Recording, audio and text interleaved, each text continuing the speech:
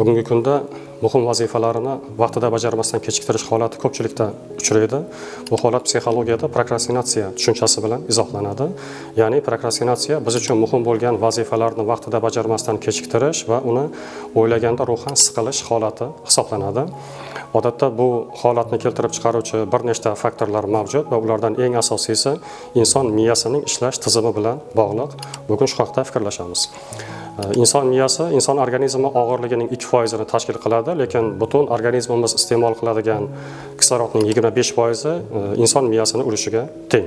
Nima uchun biz murakkab vazifalarni bajarishimiz oldidan prokrastinatsiya holatiga tushamiz? Chunki murakkab vazifalarni bajarish jarayonida miya bu vazifa uchun bizga juda ko'p miqdordagi kislorod va energiyani sarflashi kerak bo'ladi. U shundan qochish maqsadida ko'pchilik vaziyatlarda murakkab vazifaning oldidan bizga muhimlik darajasi nisbatan past bo'lgan vazifalarni bajarish g'oyasini uzataveradi. Misol uchun, men kitob o'qimoqchi bo'lsam, buning uchun diqqatimni konsentratsiyalashgan formatga o'tkazishim kerak. Ya'ni diqqatimni jamlashim, o'qiyotgan matnni tushunishim, ma'lumotlarni eslab qolishim, tiniq tafakkurimga tayanib uni tahlil qilishim kerak bo'ladi. Mana shu vazifada deyarli meni barcha kognitiv qobiliyatlarim ishlayotganligi uchun miya mana shu vazifani sifatini ta'minlash maqsadida yetarli miqdorda kislorod va energiyani men uchun ajratishi kerak bo'ladi. Faoliyatim boshlanishidan oldin miya shu faoliyatdan meni to'sish uchun turli xil g'oyalarni uzatishni boshlaydi. Deylik, to'xta, telefoningga qara, SMS kelgan bo'lishi mumkin.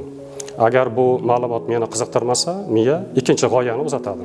To'xta, Telegramingga kir, sen uchun qiziq bo'lgan bir matn yoki postlar joylangan bo'lishi mumkin. Bu endi haqiqatan men uchun ozgina qiziqroq bir taklif bo'lib tuyulishi mumkin, lekin shunda ham agar men maqsadimdan og'ishmayotgan bo'lsam, miya keyingi g'oyani uzatadi. To'xta, YouTube'ga kir, sen uchun qiziq bo'lgan bir kontentlar joylangan bo'lishi mumkin.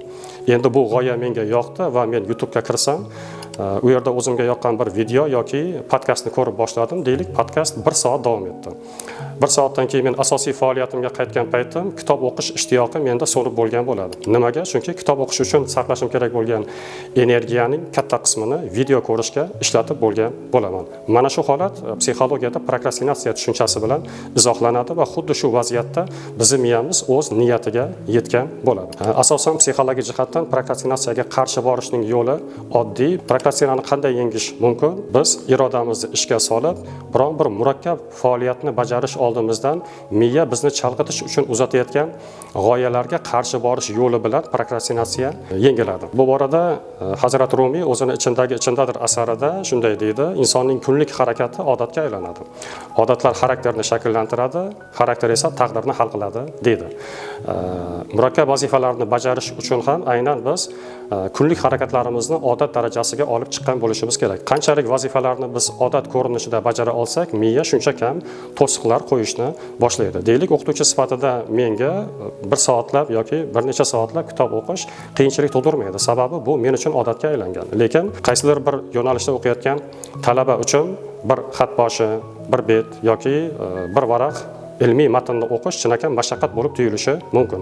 Lekin u kelajakda shu sohada kasbiy bir sifatlarga ega bo'lishi uchun mana shu o'zi uchun mashaqqat tuyulgan vazifani yetarlicha takrorlashlar soni orqali uni odat darajasiga olib chiqa olishi kerak. Shunda xuddi shu vazifalarni bajarish jarayonida miya to'siq qo'yish xavfini kamaytiradi va prokrastinatsiya holatiga biz kam tusha boshlaymiz.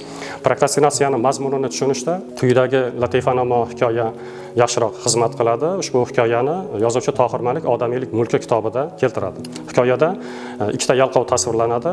Ikkita yalqov saratonning issig'ida xamishdan yasalgan chaylaning ichida dam olib yotgan paytda chaylaning bir chetidan o't ketib, olov yonib, birinchi yalqovning oyog'iga kelib, oyog'ini kuydira boshlagan paytda haligi yalqov o'rnidan turishga ham erinib, yig'lamsirab Xudoga nola qiladi. Ey Xudo, buncha bizni qiynamasang desa, hali oyog'iga olov yetib bormagan ikkinchi yalqov birinchi yalqovga qarab, iltimos, men uchun ham Xudo deb qo'y, deydi.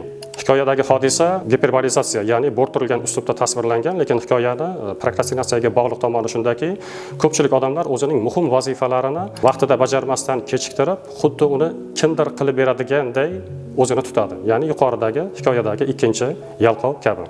Odatda prokrastinatsiyani zararlilik darajasiga ko'ra ikkita toifaga ajratsa bo'ladi. Birinchisi, Bu bizni aqliy o'sishimiz, kasbiy rivojlanishimiz uchun muhim hisoblangan vazifalarni bajarish oldidan biz tushadigan prokrastinatsiya. Buning zararli oqibatlari biz uchun juda ham yuqori bo'lishi mumkin. Keyingisi bizda turmush tashvishlarimiz, uy ro'zg'or ishlarimizni qilish jarayonida biz tushishimiz mumkin bo'lgan darajasi, ya'ni zararlilik darajasi kam bo'lgan prokrastinatsiya hisoblanadi.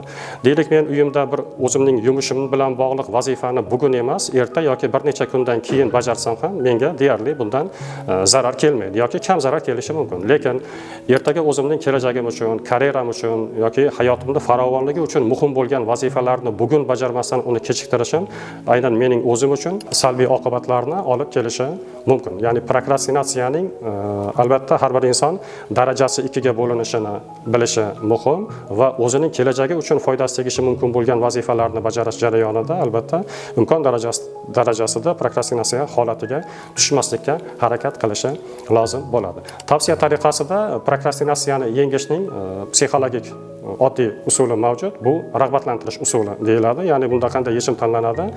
Miya bilan ongimiz o'rtasida mavjud bir konsensusni shakllantirish, ya'ni kelishuvni shakllantirish kerak bo'ladi. Odatda murakkab vazifadan oldin miya bizni chalg'itib shu vazifani bajarmaslik yo'l yo'riqlarini qidirsa, biz miyaga shu vazifani bajargandan keyin qandaydir bir rag'batlarni taklif qila olishimiz kerak.